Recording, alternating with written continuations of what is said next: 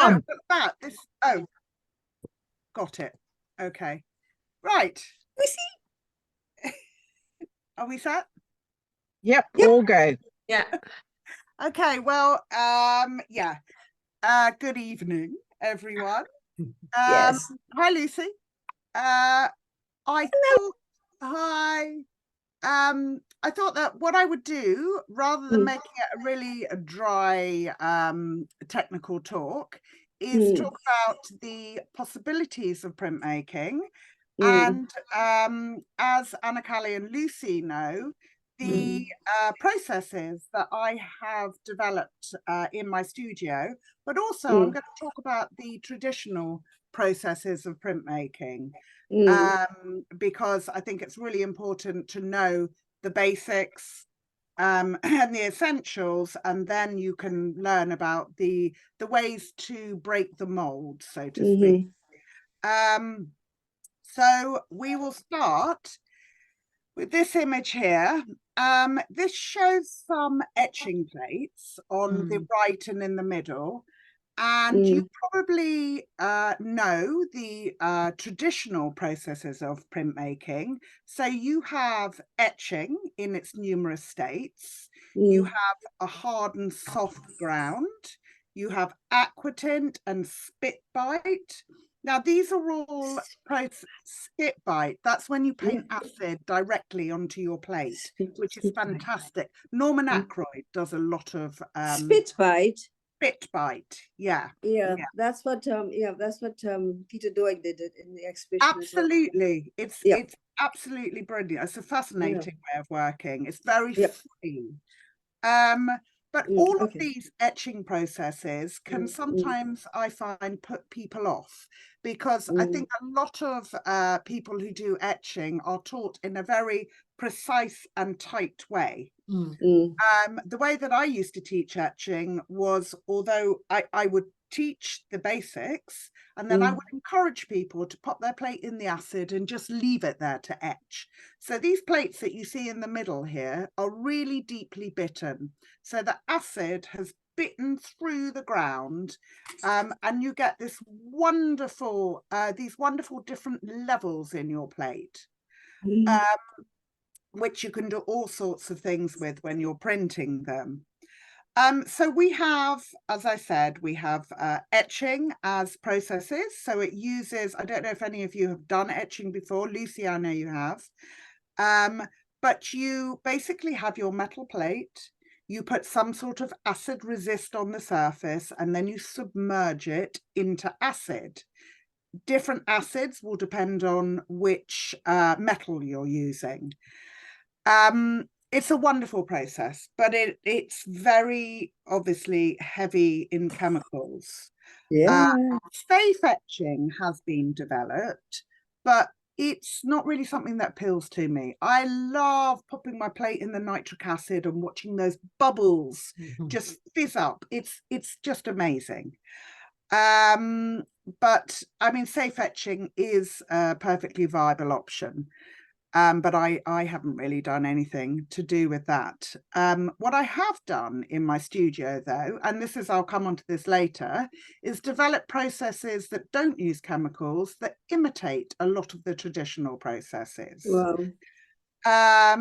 So the next thing we can talk about, obviously etching is a massive area, and I will show you some examples as we go on in the talk. But the next thing we can talk about is lithography. Now, lithography, the pictures I've put up here show on the bottom left a stone. So this is stone lithography, and these two prints here that I've got, which were from my master's course, they are landscapes based on travels to India, the foothills of the Himalayas. Lithography is this, it's a beautiful process. It's all about oil and water repelling each other. And Anna Callie, as you know, we've been developing the kitchen lithography, or kitchen sink lithography, as it's sometimes called. And Peter, hopefully you're going to come and teach me waterless lithography with any luck. But we've been developing these other processes, again, to imitate the traditional lithography process. So with lithography, you can use a plate, which is a treated aluminium plate. You can also use a stone. Stone lithography, for me, was the more sensitive one. I used it during my degree and my master's. I specialized in lithography. So it's something that's really close to my heart. Other printmaking processes, woodcuts in this image back here again. You can see on the left, again, not wanting to be traditional, I use offcuts of wood. I use wood that's found. This is an old fence panel that I ink up. Sometimes I do carve into them again, which I'll show later on. But for me, it's about getting the texture of the wood. So we've got woodcut, we've got etching, we've got lithography. Woodcut is a relief process. So relief being on top of it, as well as lithography being on top of the surface. Etching is an intaglio process, which means below the surface. Although you can do relief and intaglio with etching, but that's the sort of terminology you will come across. Intaglio below the surface, dry point, for example, when you scratch into a surface, intaglio, because it's below the surface. Basically, printmaking is just, it's so varied. There's so much, so many processes to explore. And it's magic. It really is magical. And for me, with my work, the processes become part of the development of the image. So the way the image is developed will very much, I will allow the process to play this role in moving the images in different directions. So during my degrees and my masters, I studied pretty much most of these processes, apart from wood engraving, because wood engraving for me is too detailed and too fiddly. I was much more interested in creating massive woodcuts on planks of scaffolding wood and builders' pallets. That was much more down up my street, so to speak. But I did end up specializing in lithography for my masters, and it's such a wonderful process. It really is. The kitchen lithography, you can get some good effects, but you can't get all these beautiful washes that you see in this image on the right. You have a lot of, it's almost like a watercolor wash with grains in it. It really is a beautiful process. So after this, I spent, again, these images here show not only the kitchen sink lithography, this one on the, can you see these, the pictures of people? Shall I get rid of that? I can't see people. Oh, okay, that's fine. That's just me then. No, So it's this just my- image on Oh, the you mean right. us? Yes. Yes, get rid of them. Yeah. How do I Oh, I get rid of see. them? I can't get rid of them. I don't know how to We get rid can, we of can them. get rid of ourselves. I can only see you, and well, that doesn't matter. Um, Occasionally, it doesn't come up That's all the fine. time. I can see you. Yeah. So the image on the right here is Yeah. kitchen lithography combined with a digital printout and a holograph. So the way that I tend to work tends to combine all of these different processes. Wow. I mean, part of the reason that I developed a lot of these processes was because when I was pregnant, I couldn't work with etching, I couldn't work with chemicals. And plus, they're, you know, environmentally very unfriendly. So when I set up my studio, I didn't want to use all these chemicals. So I did spend a lot of time just trying to play with all these other processes that might imitate the traditional ones. I became a lot more focused on monoprint, on dry point, as well as the kitchen lithography and relief printing. So printing from actual objects. The one on the bottom left here uses plants to actually create the image as well. Now this one here also uses cyanotype. Now Anna Kelly, you're going to see your Yeah, I your can see that. kitchen on here. So this here, it shows the basic setup for kitchen sink lithography. You use tin foil, and it really is magical because you use household objects and materials to create this artwork, and it makes printmaking, it's one of the things that makes it so much more accessible just generally. In fact, you don't even need a press for this because you could pop a piece of paper on top and use the back of a wooden spoon to transfer your image. So you use tin foil, you create a greasy drawing on the surface, you then pour Coca-Cola onto it. Now this has a chemical reaction that shows how bad it is for you, Yes. which sensitizes the rest of the tin foil, so it doesn't allow the grease to stick on the tin foil. And when you roll your greasy ink onto your tin foil, it in theory only stays where you've made your greasy lines. So it's great. I mean, it really is it's a really great project process. So cyanotypes. Now this here shows a little bit of how the cyanotypes are made. You can see on the right here, these ones that I photographed were cyanotypes made from seaweed and different things I found on the seashore. So you coat your plate with a light sensitive solution. You then lay your objects on top and you put perspex or glass over the top. You can see I've clipped it down just to make sure nothing moves.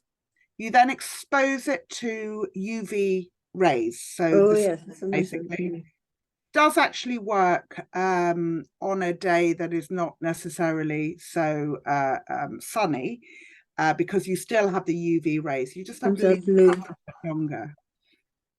You then rinse them in water, and then this is where the magic happens. The images become this very, very distinctive blue, bright blue. So you can often tell cyanotypes with this amazing blue color, which you can knock back and bleach out to print on top of, which I have done, and we'll show you some examples of. So these are some examples of straightforward cyanotype on the left.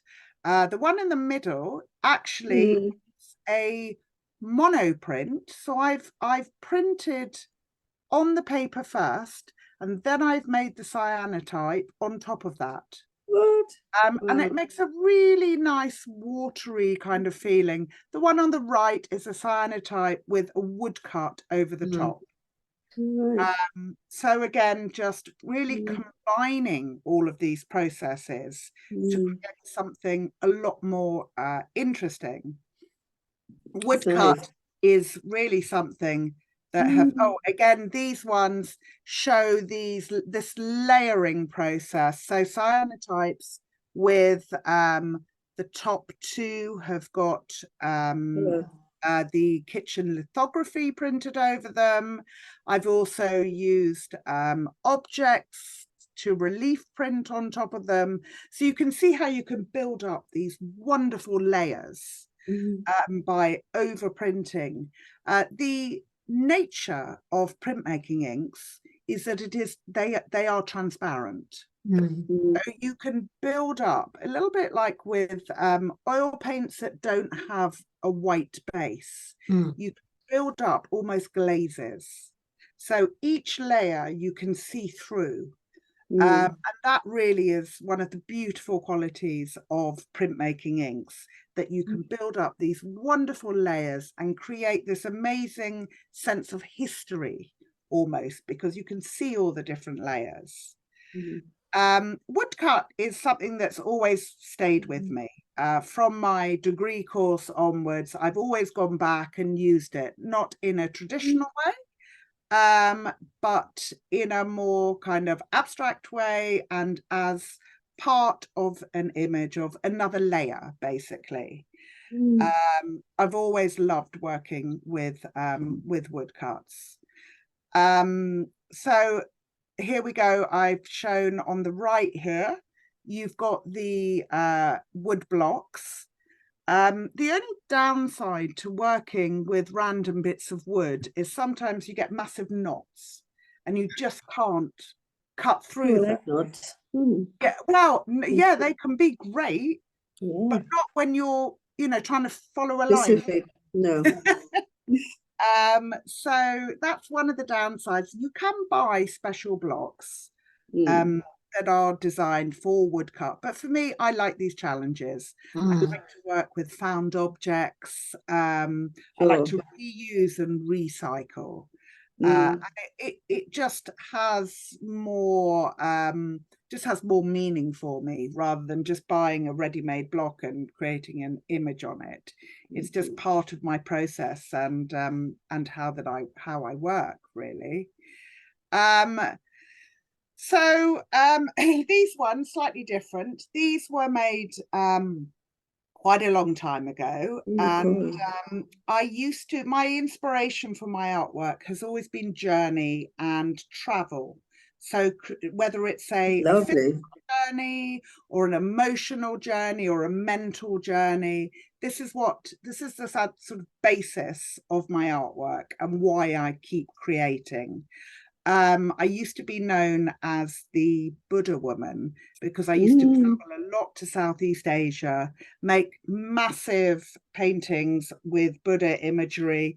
Not only we did the Apsara figures from Cambodia, so a lot of Thai, Indian and Cambodian imagery. But I would also depict street scenes. So these ones, the one on the left is based on Bangkok. So you have this incredible and really dynamic combination of this really urban city and really raw with these. This was actually from Pat Pong, this figure from one of the strip bars.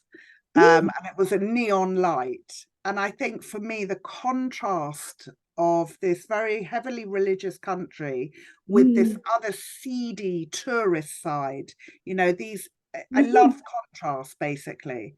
So these pieces were working with etchings. They're photo etchings. The one on the left actually has a lino cut on it as well. And they also have collagraphs on them. Again, working with combining images. It's a very similar way to the way that I'm working now. So piecing imagery together to create a whole image. I traveled quite a lot to North Africa, Central America, creating similar imagery based on these fascinating cultures and their cities and landscapes. Once I had children, I stopped traveling abroad so much. My focus moved to my new environment. Now, this wasn't London, the city that I've been, born and bred and lived in, but Sussex. So we go down to Sussex quite a lot. And a lot of my artwork depicts this scenery. And whether it's an overall vista or a close-up of the shingle or the breakwaters that are iconic on the South Coast, I have a lot of varying imagery, all based on there. So my artwork is very cyclical, and sometimes I will go back to something that I have previously visited. So these two pieces here show digital prints, so giclée prints, inkjet prints, however you want to call them, with etchings printed over the top of them. So using this very sort of organic and natural mark making to contrast with this photographic imagery. Nice, very nice. I really enjoyed doing this series I actually. will. With my work generally, I tend not to create editions, which goes against what most printmakers do. I make a series of work. So as you can see from these ones that are photo etchings and etchings combined with dry points, combined with monoprint, combined with chine collé, which is essentially collage in printmaking. That's just a fancy name for it, really. But so I tend to work with a series. So you'll get similar imagery. The one on the top left here is a photo etching. So I've taken a photograph, I've put it into Photoshop. I have played with it in Photoshop to create this line image, this line drawing. And then I have transferred it in a way that's very similar to the cyanotypes onto an etching plate. So you use a big light box. So this whole series, I've got a number of plates, and I will keep reusing them. And in fact, later on in some of the more recent work, I've combined some of these plates with other imagery. And in fact, Lucy, I think one of the ones that you bought from me might have had a plate from this series in, combined with a monoprint or a number of different layers. So again, these are the more recent ones. These images in the middle here, or the middle image and the right-hand image, I have reused those plates like 5-6 years later. The one on the left is using actual seaweed to create the image. So it's a monoprint. There's a lot of confusion around monoprint and monotype. So monoprint is when you just have when you use a certain process to create it. A monotype, which is actually the middle one and the right-hand one, means it's a one-off. It's only a one-off piece. There's no addition to it. So stop me at any time if you've got any questions, but we can do questions at the end as well. Do feel free to just interrupt at any point, just shout.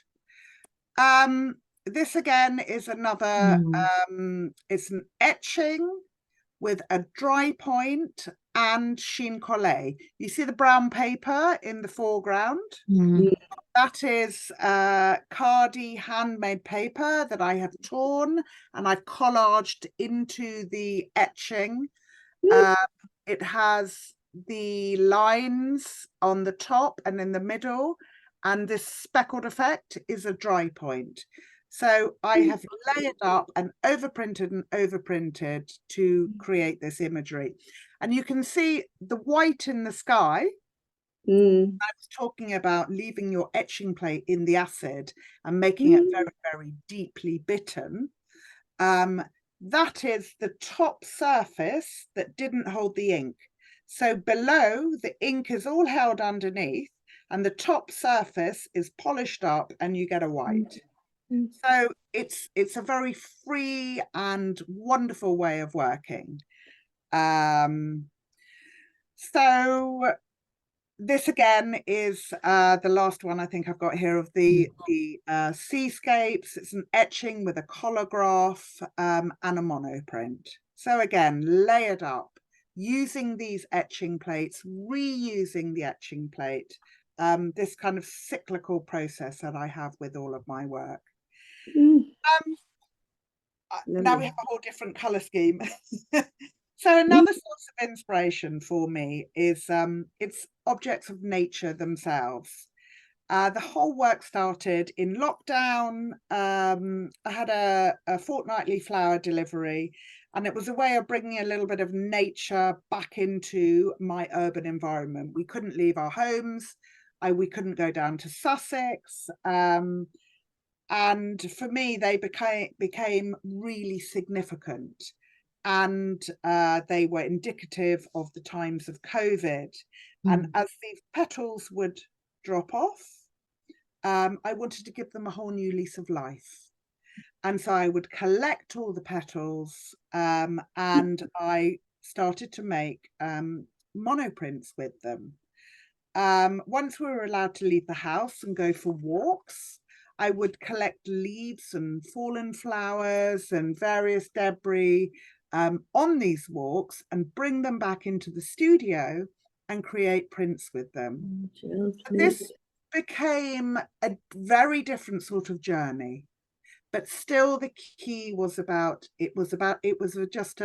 still based on walks, on everything became much closer to home. So I was no longer traveling in Asia or heading down to Sussex. It became very, very domestic.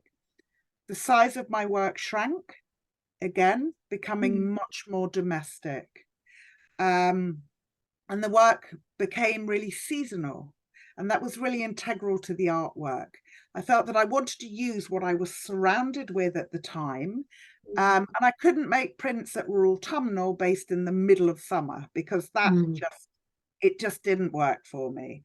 And with my landscape pieces, when I've been to a place and I'm in that headspace, I like to create the artwork instantly. There are certain occasions. Again, these are using flowers that I have collected, plants that I have collected to create these images. And I've started using these Aqua inks. They are soya-based inks. So again, they're not oil-based. They clean up much easier. They do have their downsides, but they're quite interesting to work with. They're quite different, but they still have that wonderful transparency and that glow that is equivalent to oil paints, basically, even though they're soya-based. So talking about things that are cyclical, the one thing that keeps coming back to me is when my eldest daughter, who's 15, turning 16, she was in a little backpack on my back, and we went to the Catskills, which is New York State, and we popped her in a rucksack and we did some hiking. And this, and obviously in what they call the fall, we were leaf peepers, as they called us. And this experience has stayed with me, and even now, sort of 14 years later, I still use some of that inspiration. The top two plates are photo etchings. Again, I have taken photographs, put them into Photoshop, created line images, and then I have printed them on top of a monoprinted background. The bottom two are collagraphs, where I have cut the plate up. I have cut leaf shapes out. Oh, you cut them out. Overprinted. So this being very cyclical. You know, I began to do this with my beach walks as well. So I would collect different types of seaweed from the shoreline, using them in the prints as well. Now we come on to the slightly more contemporary works. So in lockdown, I started using jelly plates. And I think some of you will have done my workshop. I've got another workshop coming up. and I started creating these prints that were based on the structure of what it was Worthing Pier, actually. So on the left here, you've got a picture of a jelly plate. They are wonderful because they, again, like the kitchen lithography, they make printmaking more accessible. You don't need a big heavy press. You don't need oil-based inks. You need acrylic paints. You need a roller and your gel plate, and you're ready to go. Although there's a lot out there. There's a lot on YouTube out there. A lot of it is very questionable. But I think as an artist, when you approach a process like this, you're going to use it in a very different way. So again, allowing some of the surprises to move the work in different directions. I tend to create a collage on the plate. So as you see from this one, it looks quite disjointed because it's not just one piece, not one image. I tear different parts of different images up and I collage them and make a transfer onto the gel plate, and then I print this. So it's you still have to really focus on composition, color, mark making. You have to focus on all of these things as well. It's really important not to get lost and think I can just whack a photo on top. You have to still consider all of these different elements that you would in a representational painting, and in fact even more so, I think, to make it work. So these are some pictures of my sketchbooks so that you can see, for me, I prefer to start an image with something. Blank canvas or white paper syndrome is terrifying, and it's really common amongst artists that you just have this thing in front of you and go, and it's very hard to start. So I like to have loads of different elements on hand, photocopies, prints that haven't worked. I tear them up, I stick them down, I keep everything, and I fill sketchbooks with this. And it's a really important part of my process. So my sketchbooks will always look completely chaotic and crazy to other people, but they allow you to play with a lot of printmaking processes, and at the time you might not be ready to use them or to use that imagery. You stick them in your sketchbook, and then when you come back to them even 6 months later, you are reminded about a path that you took that you didn't follow. So again, it opens up lots of different avenues for you to explore again. I mean, for me, it's really important not to get stuck with the same image, same type of imagery over and over and over. I like to be challenged. I like to develop. I don't know, I'm quite tempted when artwork sells to go, oh, maybe I'll make some more of those. And inevitably they won't sell. Something you've done 5 years ago will sell. So you can never tell. So it's really, there's an integrity to my artwork. And the work has to move and develop. And I will sometimes look back to work I did 20 years ago and find it's gone in a really big circle. So these pieces here show the development of this gel plate process. Again, the transfer on the gel plate on the right, with some of the actual prints on the left. Again, it's not about making additions, but as you can see, the images are quite similar, but they're part of the process. So there'll be a series. Again, here's one more from this series. So these here are 2 examples, as I've said here. Dry point on Tetra Pak.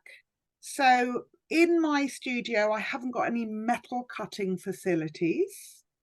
So when I was teaching in various colleges, I would be able to use their metal cutting, metal guillotines. So you could chop anything to the right size you wanted. But the development of dry point on Tetra Pak is absolutely brilliant, because although you don't get such a, I would say, a fine line, you still get a really good line, and you can cut the Tetra Pak pieces up to any shape you like. As you can see on the left, that is part of my Beneath the Pier series. It really is a wonderful way of working. It's really versatile. Obviously, it's not as refined as a traditional dry point that you would do on metal. But for me, I can get away with it because it's not a one-off final image. It's part of the imagery. Another process that I developed, this plate on the right here, is actually plants trapped beneath the surface of tin foil. And you then use a roller to relief roll the plate. And again, using it combined in part of another image. So both of these prints actually here are cyanotypes with, it's not that one, it's another one actually, but with one of these plates relief rolled and printed on top. It's a fantastic way of creating a plate when you don't have etching facilities. You could put all sorts under there. What you have to be careful about is not putting metal under there, because if you run a very fine piece of metal wire through an etching press, you will cut straight through the paper, straight through the blankets. And on an etching press, you have blankets that are worth about £100 each. So that's really the last thing you want to do. But again, it's a way that I have been able to develop, and I'm imitating this etching process again. I really like to experiment with processes and to push them, and because I don't need my plates to stand up to doing an edition of 50 or 100. I'm happy if I get 10 prints from a plate, and it's part of a series. They're not all the same. Occasionally, I will work with a varied edition. So in printmaking, you have your straightforward edition, but you also have, if you see after the edition number 1 out of 20, you see VE. That means a varied edition.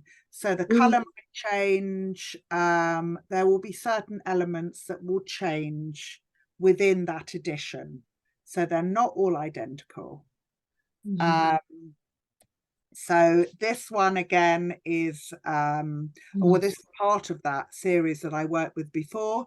So using plants to actually print from, and using these strips of wood. They were actually strips from my daughter's bunk beds years ago when we dismantled their bunk beds, and I kept the wooden slats, and they carved beautifully. Actually, they were really great. These ones now.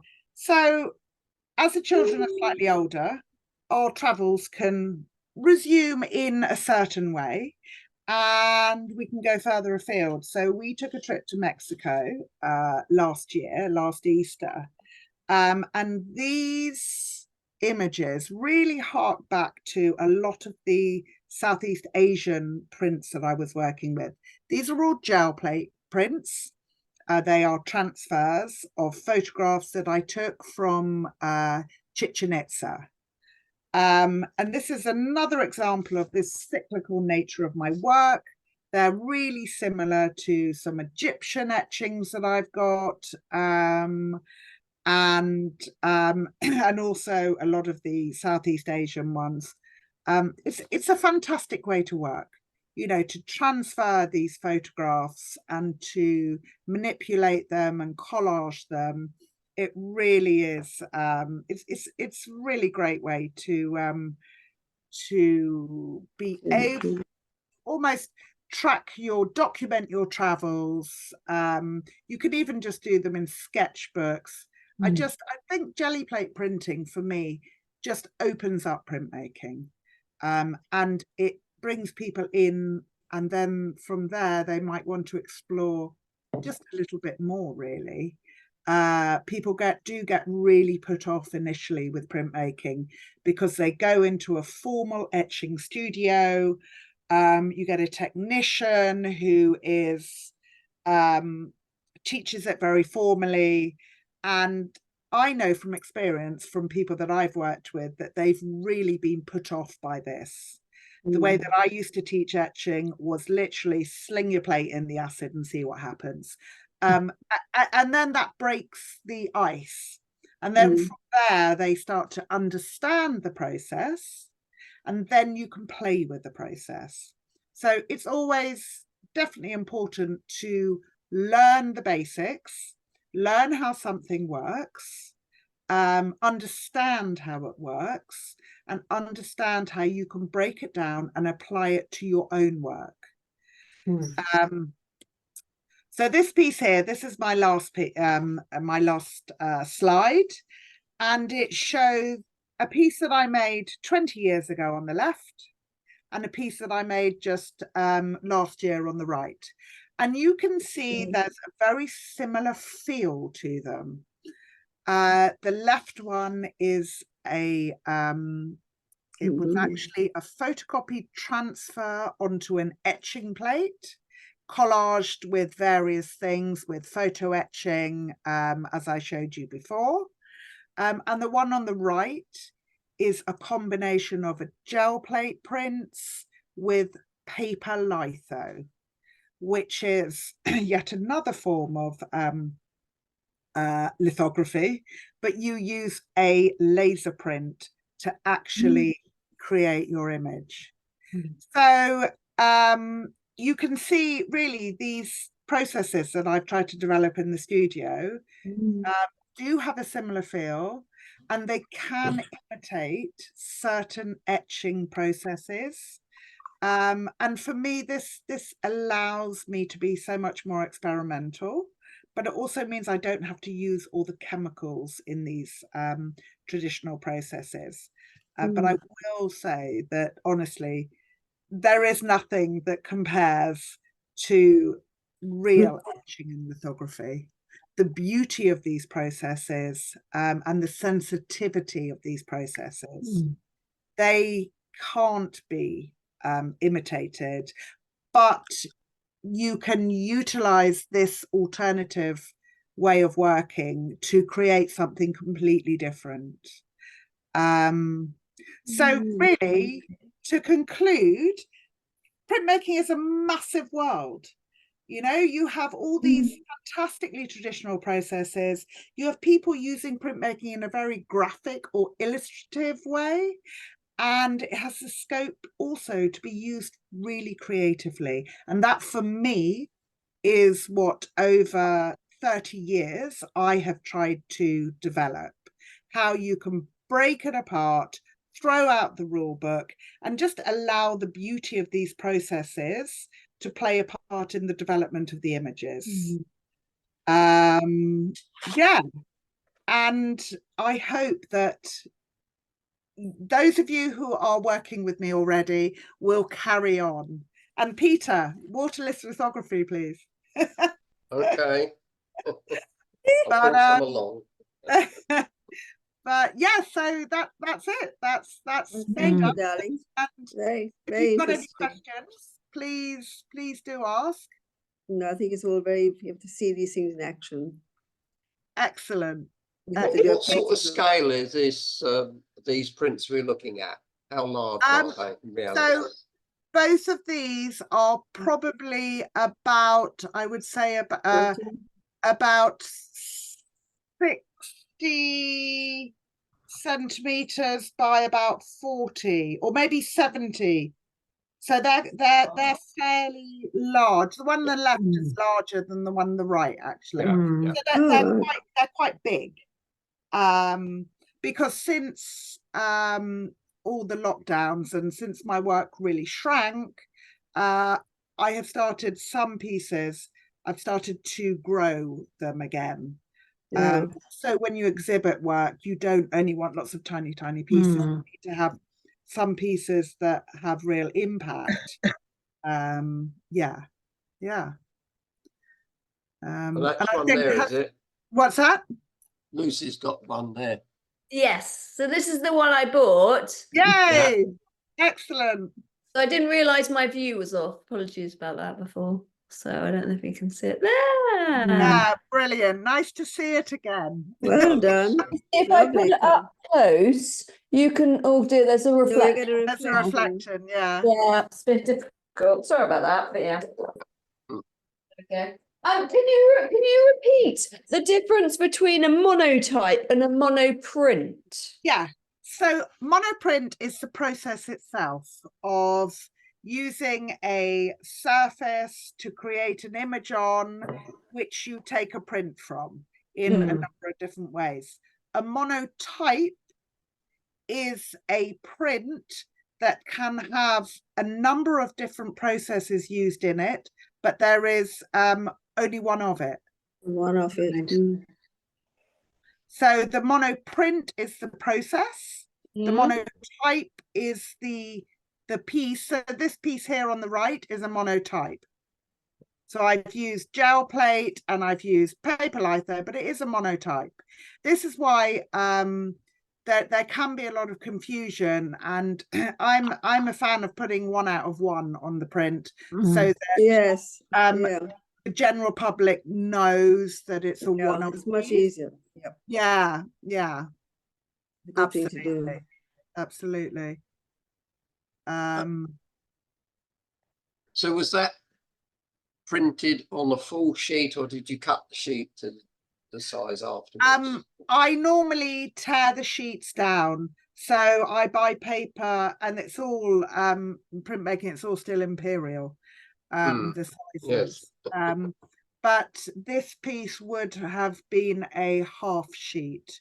But I mean, you can get massive sheets. They're called the elephant size. They have all these bizarre names, but the standard sizes, this is half of the one on the right is half the standard size.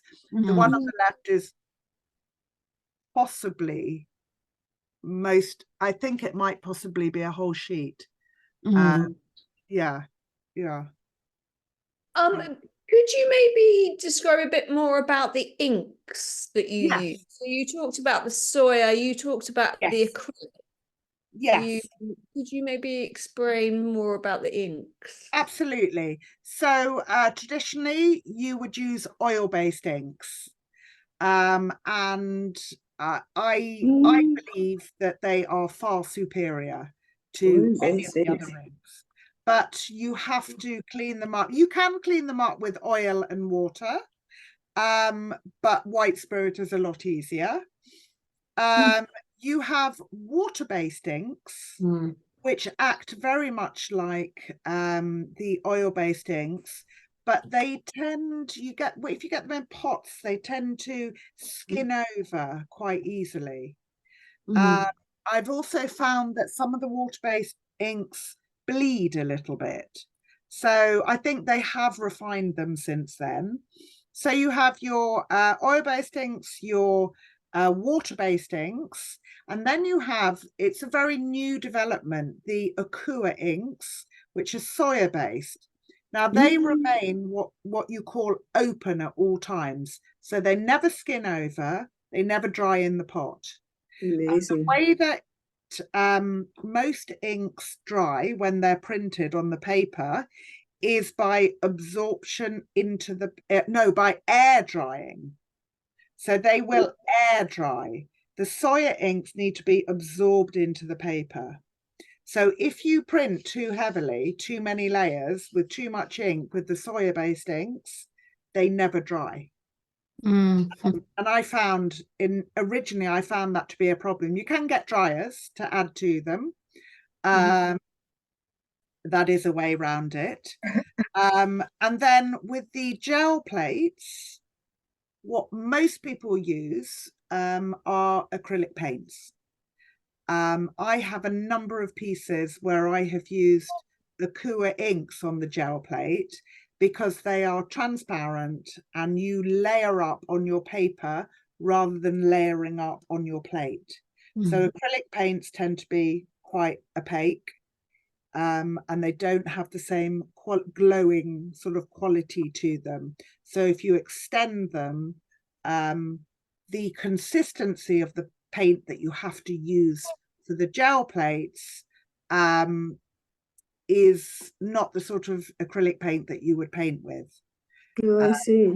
So you can't use heavy bodied paints. All right. Okay. So somehow that is the downside to the gel plate prints, I think. It's use of acrylic paint.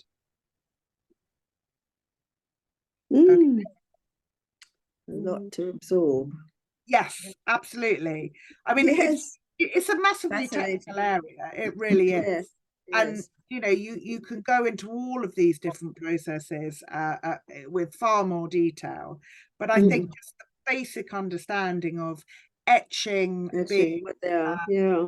submersion to acid to create the image, lithography is oil and water repelling each other. You know, when you have that basic understanding, then all of the other processes sort of become more understandable and more obvious. Great, thank you very much. Because I did wood cutting at college. Yeah, I love woodcuts are great. I love woodcuts, not wood engraving.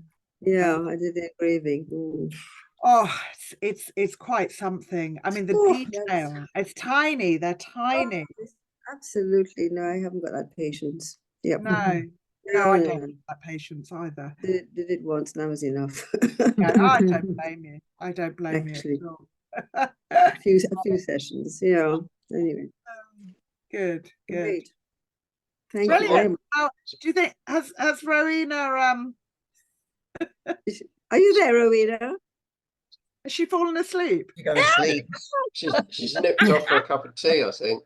I am here, but I'm not going to say anything in case I say something inappropriate.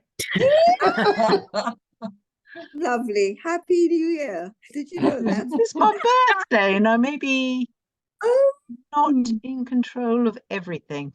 Oh my gosh, happy birthday. Sorry, I missed that. Oh. No, that was March, you know. I'm just keeping the whole year going. Does anybody have any questions that they want to ask Faye? So we've done that. We've done that. Done all that? Oh God, that you see, you can tell I haven't been paying attention. I am here. You were asleep. I thought you were asleep. No, we had a very good session. Thank you very much indeed. Yeah. Faye, that was brilliant. Thank you, Faye. I'm not going to pretend that I was listening.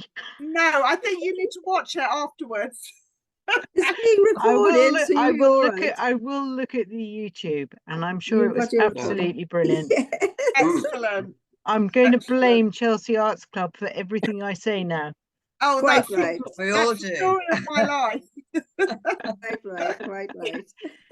That looks like Lovely. you gave a very shallow dive into a very deep subject, which we all know printing is, and it's Absolutely. a complex subject. And I wish I'd like to give it a go, but it's so difficult. It's not. That's where you're wrong, and that's where the mental block is. It's not difficult. It's Okay. you just got it. You got to put your toe in the water, and before you know it, you're swimming. I mean, really, it's a fantastic area. So you got to. Well, I will say that I did the course with you, and after doing the course with you, I started painting again. I know, but you were painting on those plates. You weren't using them like monoprint plates. I know, but it we did could- get me we could- going. It got me did, going. which is- 4 years of no painting, and you got me going again. And that is fantastic. I mean, that is, and look at what you're producing now. I mean, Yes. I'm doing pencils now. I know, I love them. Yep. Excellent. Love Excellent. them. Excellent. So Well done. thank you Bravo. so much. Thank you.